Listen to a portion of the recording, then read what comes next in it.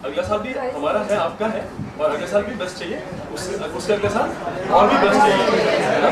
तो विजुअलाइज करना शुरू करो, विजुअलाइज करना शुरू करो। मेरे साथ कौन बैठेगा यहाँ पे खड़ा होके, ठीक है ना? सो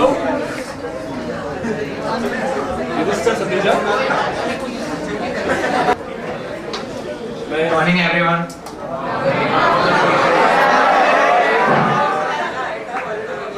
Good afternoon, everybody. Mr. Satija, one of the toppers of the Tri-City, AIR. आप सब जानते हो?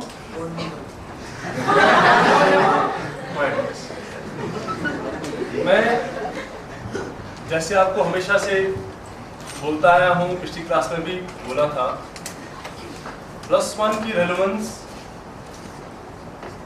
सिलेबस पॉइंट ऑफ व्यू से भी और अदरवाइज भी from JEE point of view से बहुत इम्पोर्टेंट है। और मैं जो आपके बिहाफ पे आज युधिष्ठिर से जानना चाहूँगा वो मैंने सम अप किया है कुछ 3-4 क्वेश्चंस के फॉर्म में, बिकॉज आपकी पिछली भी क्लासेस मिस हुई हैं। I don't want to miss too much of your time also.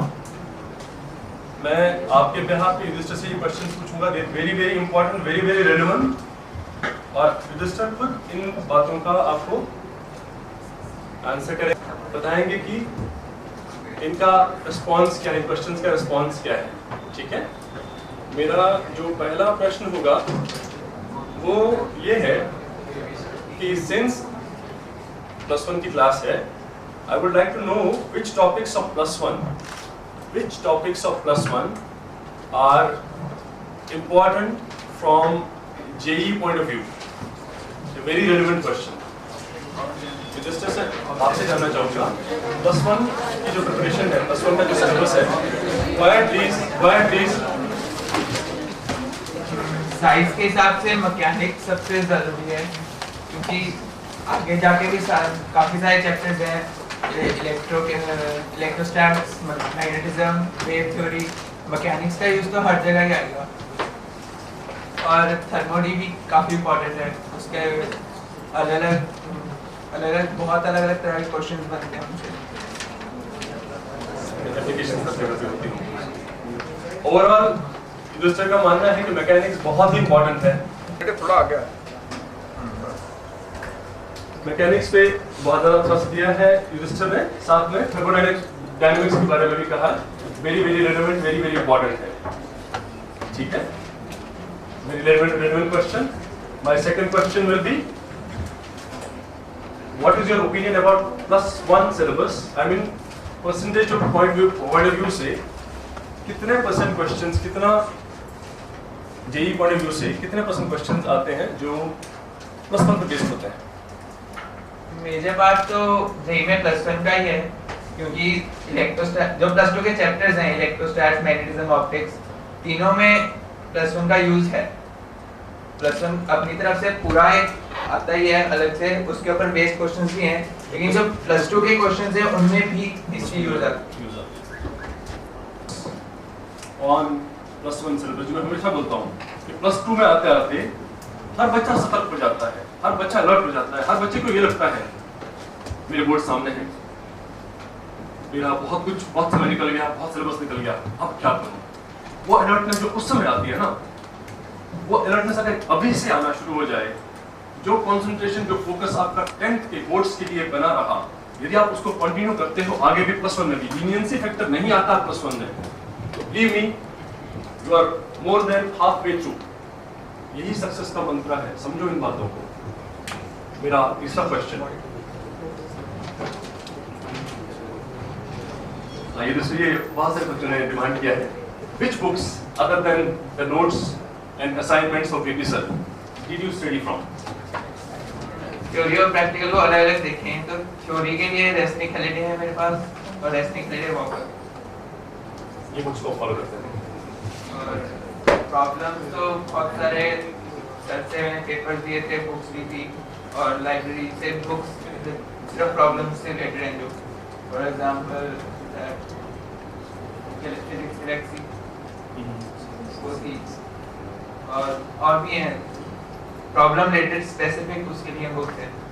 मैं आपसे जानना चाहूंगा, क्या बच्चों को ज्यादा नंबर ऑफ क्वेश्चंस पे फोकस करना चाहिए या ज्यादा वैरायटी ऑफ क्वेश्चंस पे फोकस करना चाहिए? एक तरह के 100 क्वेश्चंस हो या 10 तरह के अलग क्वेश्चंस हो? एक ही तरह के 100 ज्यादा इंपॉर्टेंट है या 10 अलग तरह के क्वेश्चन को वो इंपॉर्टेंट है? वैरायटी पे ज्यादा, वैरायटी ज्यादा जरूरी है, क्योंकि अगर एक के पूरा एक पर ही डिपेंड रहेंगे तो फिर बाकी क्वेश्चन तो हर जगह से मिक्स होके ही आएंगे, एक तरफ के ऊपर डिपेंड रह ही नहीं सकते। वैरायटी बहुत जरूरी है, वैरायटी बहुत जरूरी है। वॉल्यूम आपकी जगह पे वॉल्यूम कम भी हो जाए पर वैरायटी ओवरऑल ज्यादा इंपॉर्टेंट है। कितने घंटे प्रतिदिन रजिस्टर की प्रिपरेशन रही? वैसे तो कोई फिक्स टाइम शेड्यूल नहीं था, लेकिन जो क्लास का था काम उसे तो रिवाइज करना ही है, साथ में प्रैक्टिस पेपर्स जो क्लास में किया है उसके क्वेश्चंस भी उसी दिन करने जरूरी हैं, और आगे और जितना टाइम निकाल सको पढ़ाई में बहुत बढ़िया।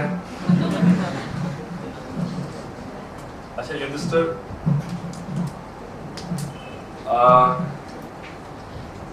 अपने टीचर के लिए 2 शब्द आपसे जानना चाहूंगा।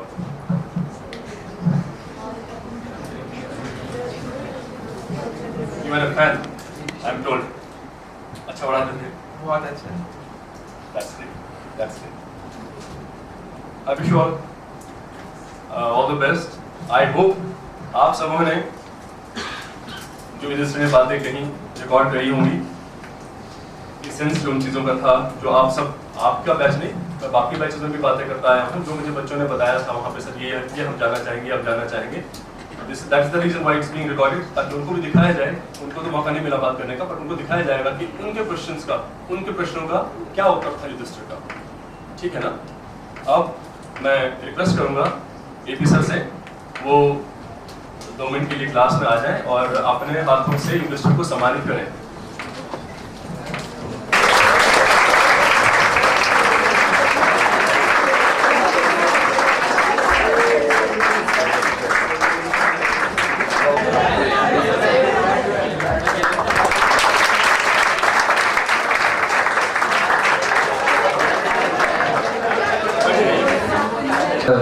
ज़्यादा तो कुछ नहीं बोलने का टाइम है, लेकिन एक चीज़ क्लियर है कि ऐसे स्टूडेंट्स लाइफ में बहुत कम आते हैं, और एज अ टीचर हर टीचर एक्सपेक्ट करता है कि ऐसे स्टूडेंट्स बार बार आएँ, और आप लोगों के लिए भी एक माइलस्टोन की तरह है इसके द्वारा सेट किए गए टारगेट्स, और प्लान करो कि लाइफ में ऐसा या इससे भी बेटर अचीव करो।